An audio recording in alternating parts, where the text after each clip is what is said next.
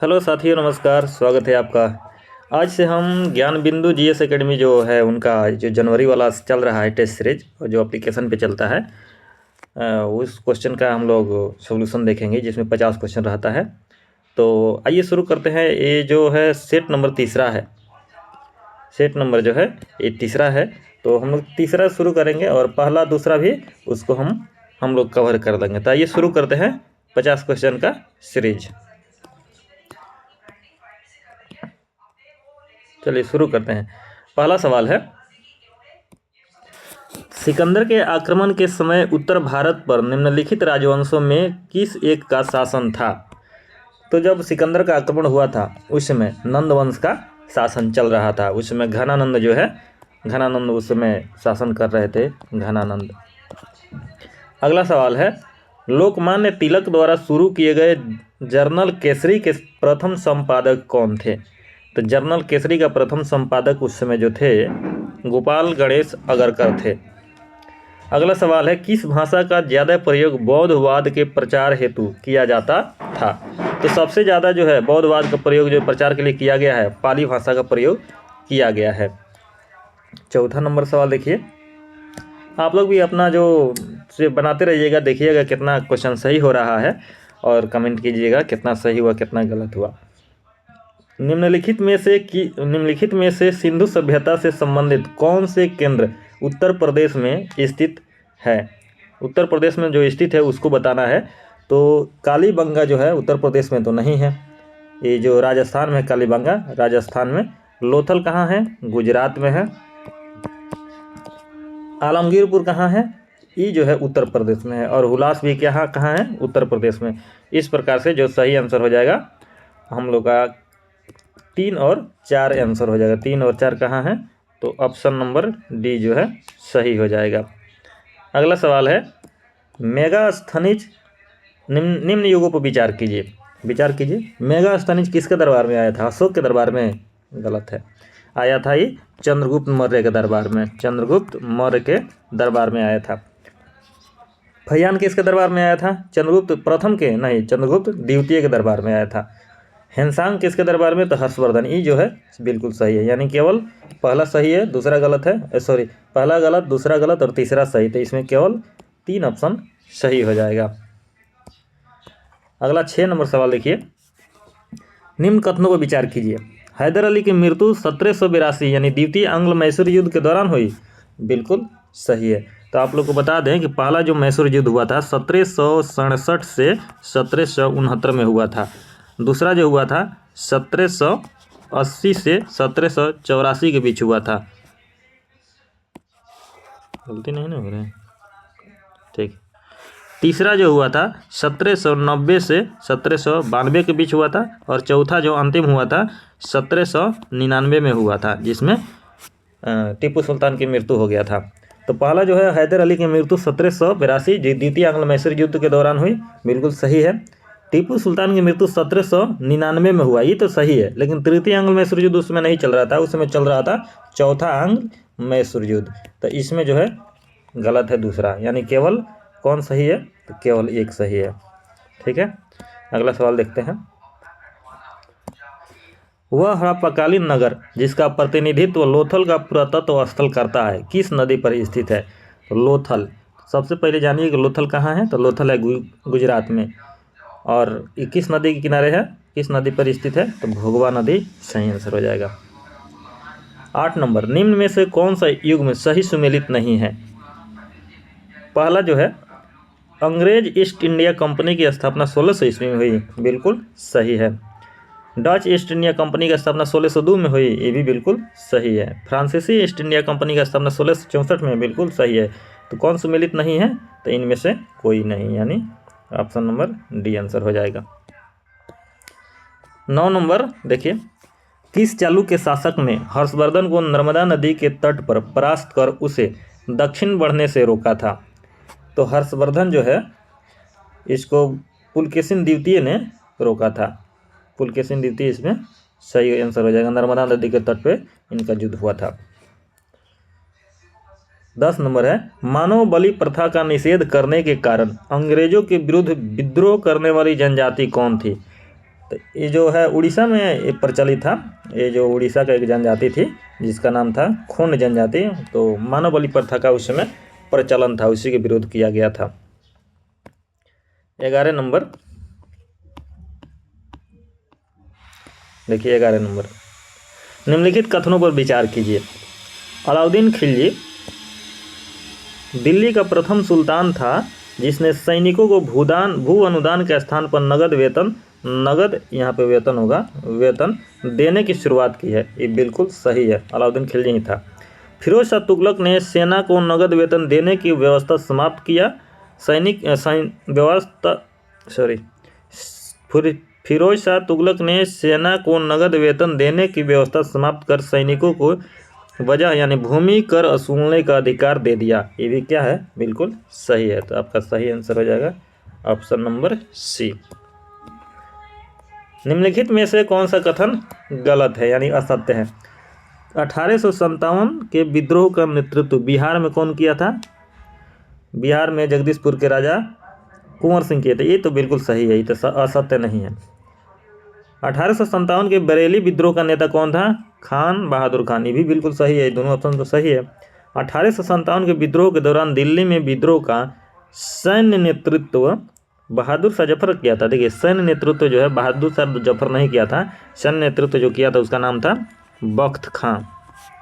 बख्त खां किया था सैन्य नेतृत्व, यानी ऑप्शन नंबर सी गलत हो जाएगा। इलाहाबाद में 1857 के संग्राम का नेता मौलवी लियाकत अली थे। तो बिल्कुल सही है, यानी ऑप्शन नंबर क्या हो जाएगा? सी सही आंसर हो जाएगा। 13 नंबर, विजयनगर के राजा कृष्णदेवराय ने गोलकुंडा का युद्ध किस राजा के साथ लड़ा था? तो इसमें जो है आपका सही आंसर कुली कुतुब शाह आंसर हो जाएगा। 14 नंबर, निम्न कथनों पर विचार कीजिए। दिसंबर 1920 में कांग्रेस के नागपुर अधिवेशन में असहयोग आंदोलन के कार्यक्रम का अनुमोदन किया गया था। बिल्कुल सही है। 2 फरवरी 1922 को गोरखपुर जिले के चौरी चौरा नामक एक छोटे से गांव में हुए हिंसक घटना के बाद महात्मा गांधी आंदोलन स्थगित कर दिया था। सब तो सही है, लेकिन यहाँ पे 2 फरवरी नहीं, यहाँ पे होगा 5 फरवरी, यानी ऑप्शन 2 गलत है। मार्च 1922 में अंग्रेज सरकार महात्मा गांधी को गिरफ्तार कर 6 वर्ष के लिए जेल भेज दिया। ये क्या है? बिल्कुल सही है। तो इसमें कौन सा कथन सही बताना है, यानी 1 और 3 जो है सही आंसर हो जाएगा। इस प्रकार ऑप्शन जो है इसमें हो जाएगा ऑप्शन सी सही आंसर हो जाएगा। अगला सवाल, किस सूफी सिलसिले की गतिविधियों का मुख्य केंद्र बिहार था? इसमें तो हो जाएगा फिरदौसी का केंद्र बिहार था। चलिए अगला देखते हैं।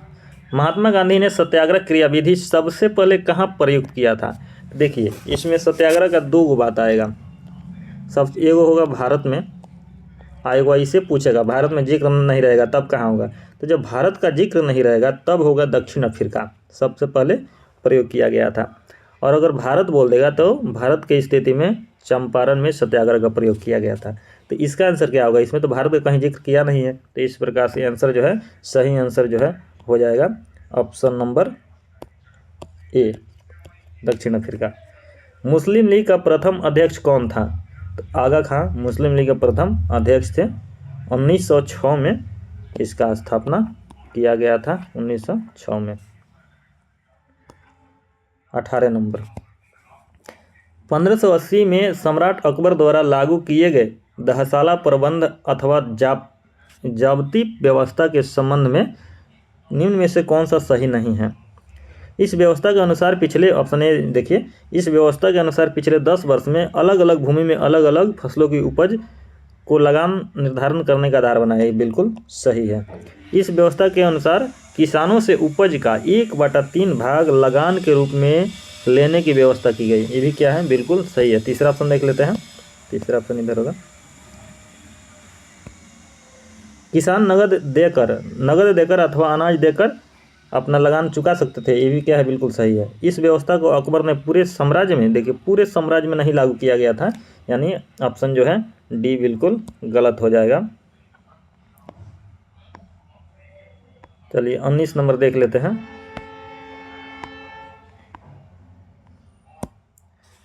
पानीपत की तीसरी लड़ाई 1761 किन के बीच हुआ था? बाबर और इब्राहिम लोधी, ये तो 1526 में प्रथम युद्ध हुआ था, ये तो आंसर होगा नहीं, यानी गलत है। अकबर और हेमू, द्वितीय युद्ध हुआ था 1556 में। पेशवा बाजीराव द्वितीय, देखिए पेशवा बाजीराव नहीं था, यहाँ पे बालाजी बाजीराव थे। और अहमद शाह अब्दाली, यानी सी ऑप्शन जो है सही हो जाएगा। यानी मराठा साम्राज्य और अहमद शाह अब्दाली के बीच में तृतीय युद्ध हुआ था 1761 में, सही है।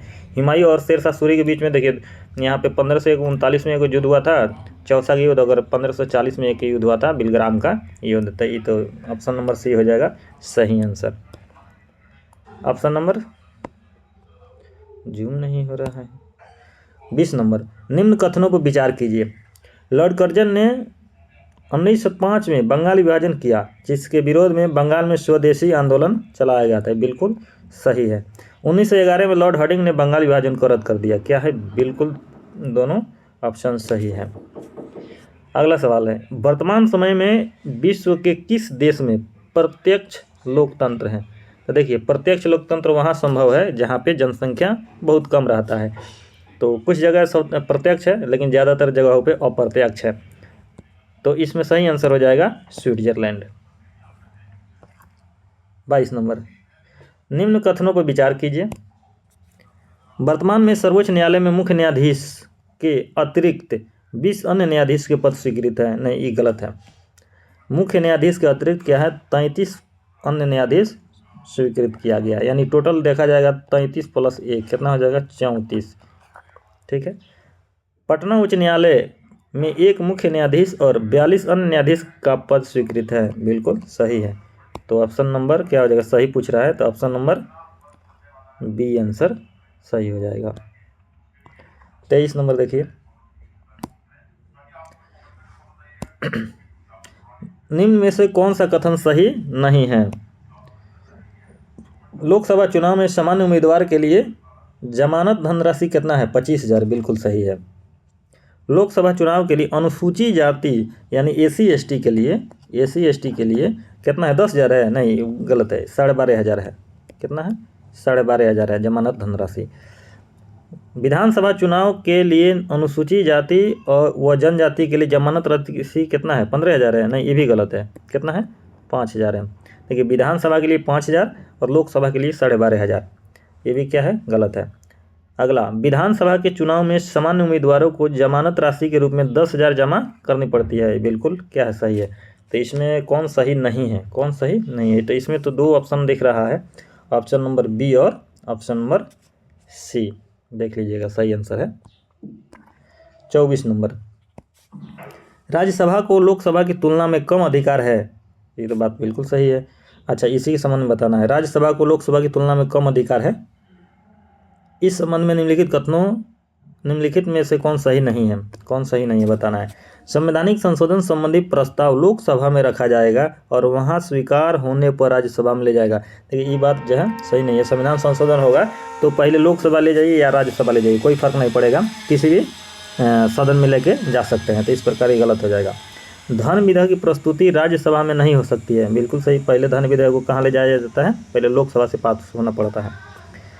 कार्यपालिका को राज्यसभा अपदस्थ नहीं कर सकती है, तो कार्यपालिका को ये भी सही है, कार्यपालिका को राज्यसभा अपदस्थ नहीं कर सकती। तो कार्यपालिका में कौन आता है, आ जाएगा प्रधानमंत्री आ जाएगा, राष्ट्रपति आ जाएंगे, ये सब लोग आ जाएंगे, तो इसमें राज्यसभा का कोई हाथ नहीं होता है।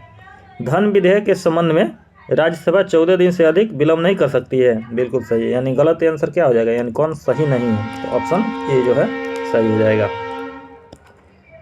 25 नंबर, नागरिकता निम्नलिखित में से किन विधियों द्वारा प्राप्त की जा सकती है?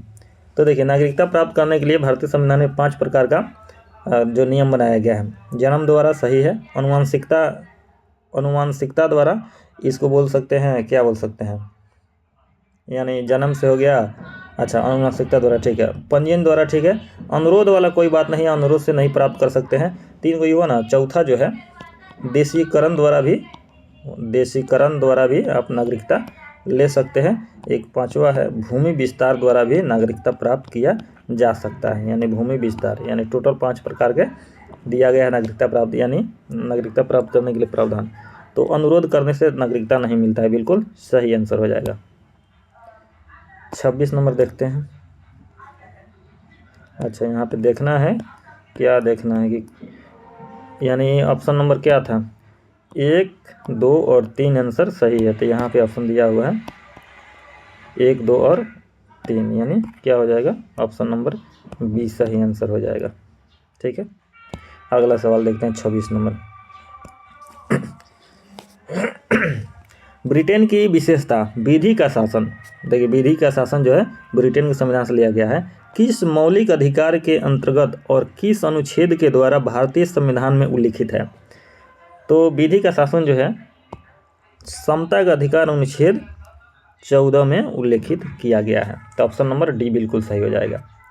अगला, भारतीय संविधान के अनुच्छेद 371 के जी, जैसे जम्मू कश्मीर को 370 का मिला था ना, वैसे ही है 371 का जी विशेष राज्य का दर्जा, ये जो है मिजोरम राज्य से संबंधित है, ये ध्यान दीजिएगा।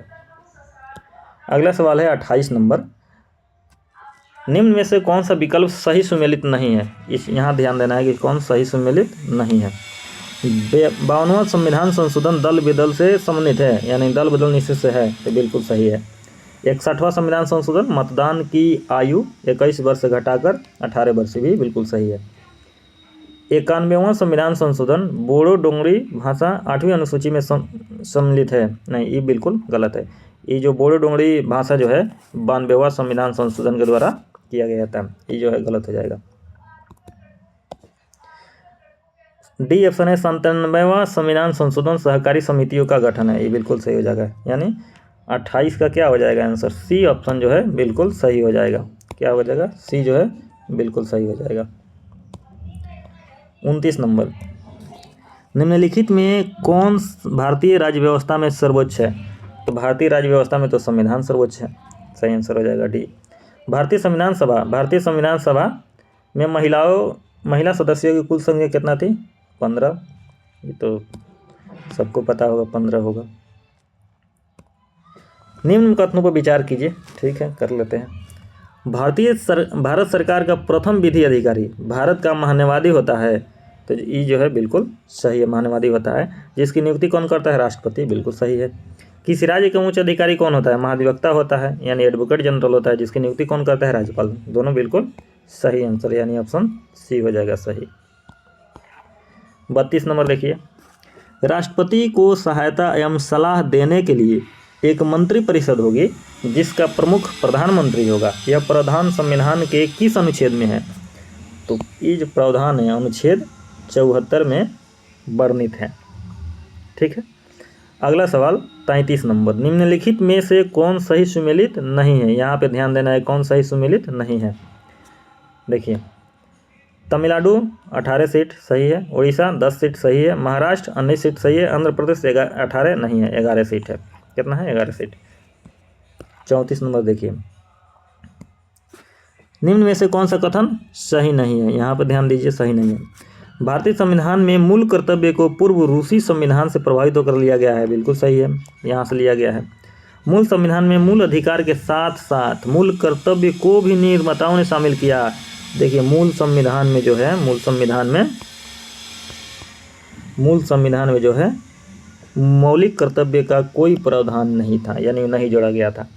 देखिए, पहला जो है 42वां संविधान संशोधन 1976 के अंतर्गत 10 मौलिक अधिकारों को जोड़ा गया, और एक 86वां संविधान संशोधन 2002 के तहत एक मौलिक अधिकार जोड़ा गया। यानी टोटल कितना मौलिक अधिकार है, मौलिक कर्तव्य है? 11 मौलिक कर्तव्य है। यानी 42वां 1976 में 10 मौलिक कर्तव्य, 86वां 2002 में एक मौलिक कर्तव्य जोड़ के टोटल 11 मौलिक कर्तव्य भी वर्तमान में है। यानी मूल संविधान में कोई मौलिक कर्तव्य नहीं जोड़ा गया था।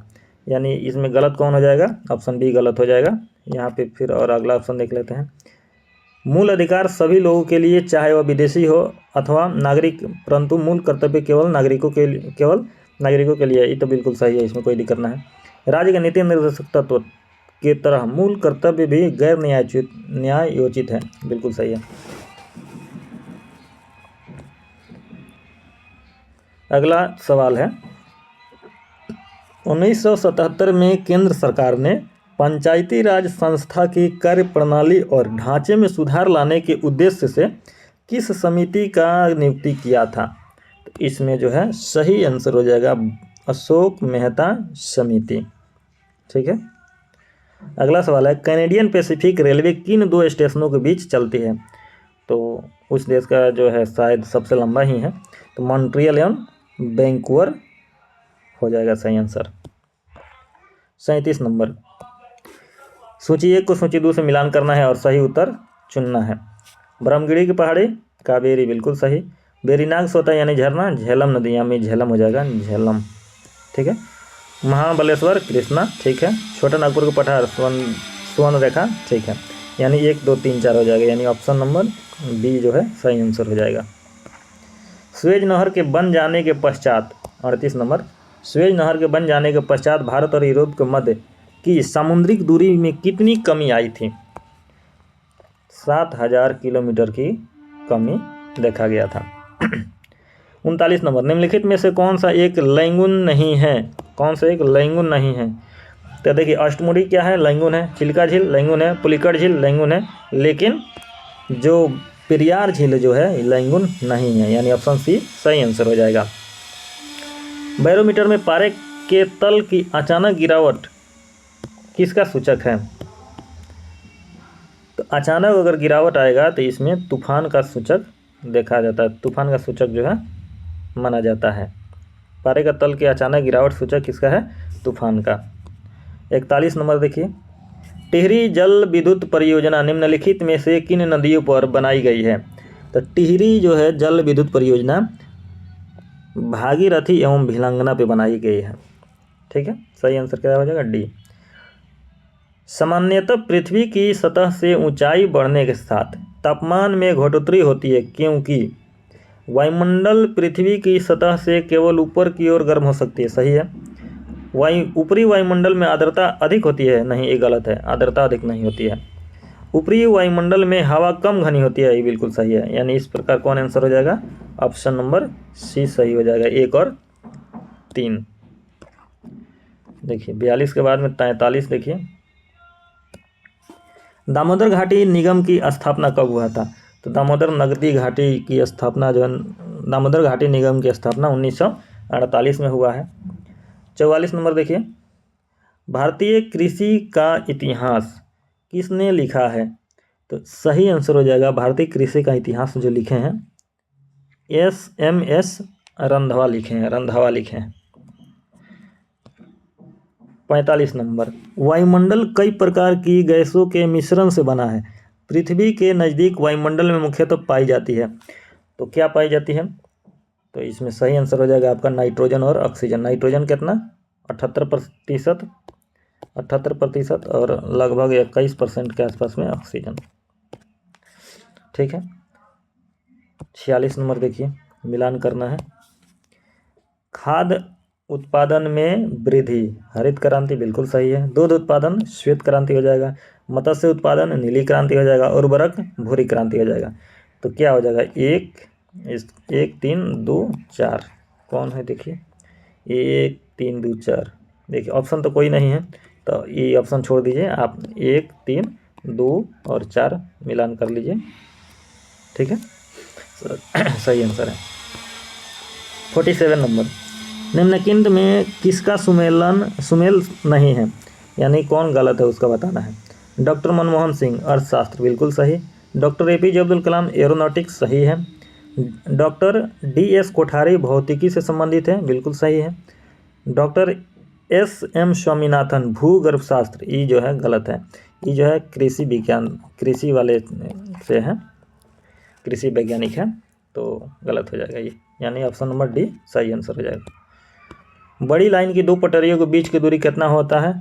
5.5 फीट होता है। अगला सवाल 49 नंबर, सुमेलित कीजिए। रामेश्वरम कहाँ है? तो रामेश्वरम आपका तमिलनाडु में, द्वारिका गुजरात, सारनाथ उत्तर प्रदेश, महाकाल मंदिर मध्य प्रदेश। तो यानी 2 3 1 और 4, ये ऑप्शन बिल्कुल सही हो जाएगा। 50 यानी अंतिम सवाल है इस सेट का। सूची 1 को सूची 2 से सम्मिलित करना है और सही कोट के से उत्तर चुनना है। रेल कोच फैक्ट्री कहाँ है? तो रेल कोच फैक्ट्री कहाँ है? ये जो हो जाएगा कपूरथला में हो जाएगा। व्हील एम एक्सल बेंगलुरु में हो जाएगा, सॉरी बेंगलुरु नहीं होगा, व्हील एवं एक्सल जो है बनारस में हो जाएगा। डीजल लोकोमोटिव जो है बेंगलुरु में हो जाएगा। इंटीग्रल कोच फैक्ट्री कहाँ हो जाएगा? पेराम्बूर में हो जाएगा। यानी 3, 4, 1 और 2, 3, 4, 1 और 2 कहाँ है इसमें आंसर? गड़बड़ हो गया है इसमें। देखिए इंटीग्रल कोच फैक्ट्री जो है कहाँ है? पेराम्बूर में है, ठीक है। और रेल कोच फैक्ट्री जो है देखिएगा तो आपका कपूरथला में है। व्हील एवं एक्सल संयंत्र जो है बेंगलुरु में है। और डीजल लोकोमोटिव जो है बनारस में है। इस प्रकार ए का 3 यहाँ पे है, ए का 3, बी का 1, सी का 2, सी का 4 और डी का 2, यानी ऑप्शन नंबर डी बिल्कुल सही हो जाएगा। 50 नंबर कंप्लीट, यानी 50 क्वेश्चन जो है आपका कंप्लीट हो गया। ये जो ज्ञान बिंदु का जो एप्लीकेशन पे चलता है अभी जनवरी से फरवरी वाला है। जनवरी से फरवरी में जो चल रहा है 20 सेट का इसमें है, 20 सेट चलेगा, 50-50 क्वेश्चन रहेगा। तो उसका जो है प्रत्येक सेट का हम यहाँ पे अपने चैनल पे करा देंगे। तो ठीक है, मिलते हैं फिर अगला, यानी आज का तीसरा सेट था। अब कल जो है दूसरा सेट आ जाएगा, उसके बाद में पहला सेट आ जाएगा, फिर चौथा पांचवा करके आते रहेगा। ठीक है, मिलते हैं अगले वीडियो में, तब तक के लिए देखते रहिए।